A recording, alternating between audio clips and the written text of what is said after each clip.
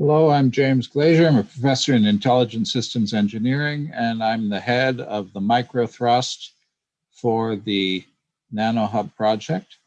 I'd like to tell you a little bit about some of the progress we've made during the past year on a variety of platforms that we support through nanoHUB.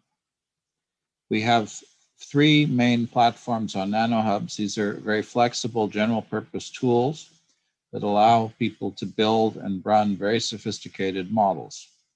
The first one is Tellurium, which is designed to run non-spatial ordinary differential equation-based and stochastic models of dynamical networks. The second one is CompuCell3D, which is a well-established framework for multicellular modeling of spatial structure in tissues. And the third one, which is just coming online, which is Mechanica, which is a next generation multicellular modeling package, which has aspects of molecular dynamics simulation, which is specifically designed to interface the nanoscales that Vikram is working on with the micro and mesoscales. In response to the COVID epidemic, we've been generating a number of nanoHUB simulations related to COVID. Using the CompuCell3D platform, we've been modeling in-host infection and immune response. With our Tellurium platform, we've been modeling viral epidemiology, vaccination strategies, and in-host kinetics. And we've also been continuing our prior work using both tools. CompuCell platform has a number of applications illustrating basic biological principles of various kinds. And our Tellurium platform has also been used recently to develop nanoHUB apps that model neuronal oscillations and synchronization and tumor immunology. The Tellurium efforts are based on a GitHub repository, which makes it easier to translate Tellurium models into nanoHUB apps. Tellurium nanoHUB was used as the main teaching method in a fall 2020 engineering course, and the students used it to create a whole variety of nanoHUB tools. One of them was on neuronal oscillations that I mentioned. Another was on cancer treatment, radiation therapy, and immune response. And then we had a number of additional tools which are listed here related to viral infection, either in-host or in populations, and treatment strategies. We've released a new version of CompuCell3D, version 4.2.4. That new version of CompuCell on nanoHUB has significantly expanded capabilities in a whole variety of ways compared to the older ones. And it includes a number of specific demonstration modules as nanoHUB apps, including bacterium macrophage simulation, vascular tumors, simulations of angiogenesis, cell sorting, and other interesting biological problems. We've also released a CC3D-based COVID simulator explorer that allows people to model in-host dynamics, how a virus gets into a patch of tissue, how the immune system responds. And this is a modular module that allows people to change the parameters that are related to infection and explore how infection progresses and is either dealt with by the host immune system or leads to failure of the tissue. We're developing a whole variety of new modules for this that are going to be released in the coming year. We've had a whole variety of educational and outreach efforts related to these tools.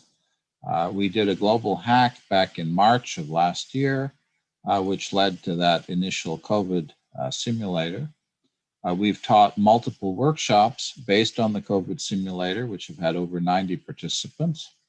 We gave our annual CompuCell workshop based on the nanoHUB CompuCell deployment with over 50 participants.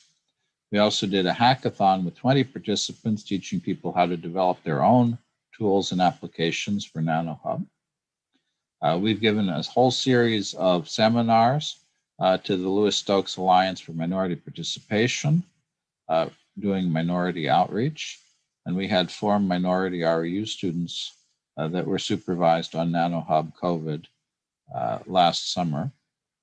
And we've also, partly as a result of this, created an IMAG MSM, that's the Interagency Modeling and Analysis Group, multi-scale modeling working group on multi-scale modeling in viral pandemics that to a large extent grew out of this work.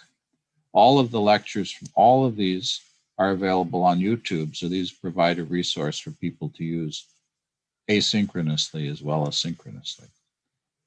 The tools themselves are documented on the CompuCell website.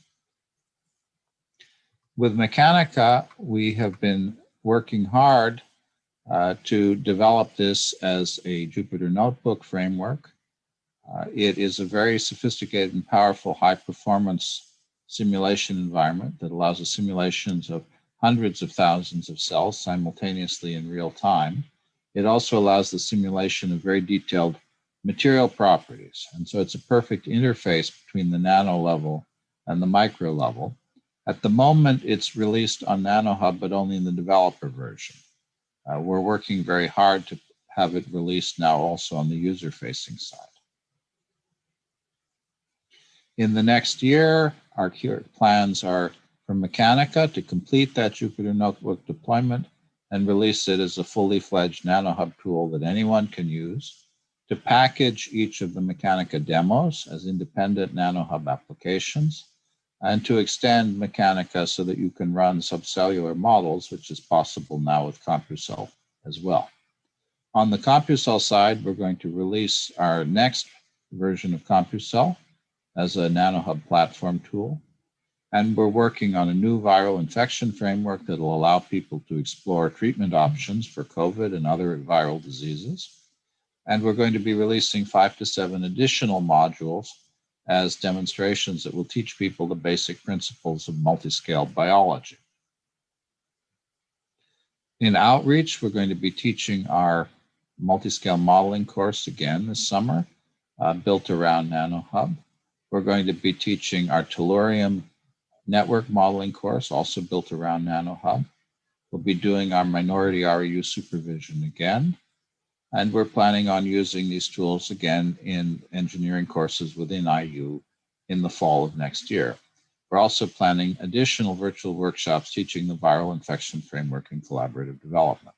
So we're very excited about the opportunities for the coming year. Thank you very much.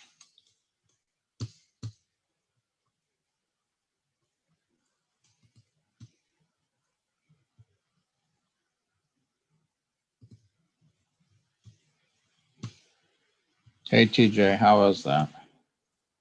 Excellent. Yep, that's a keeper.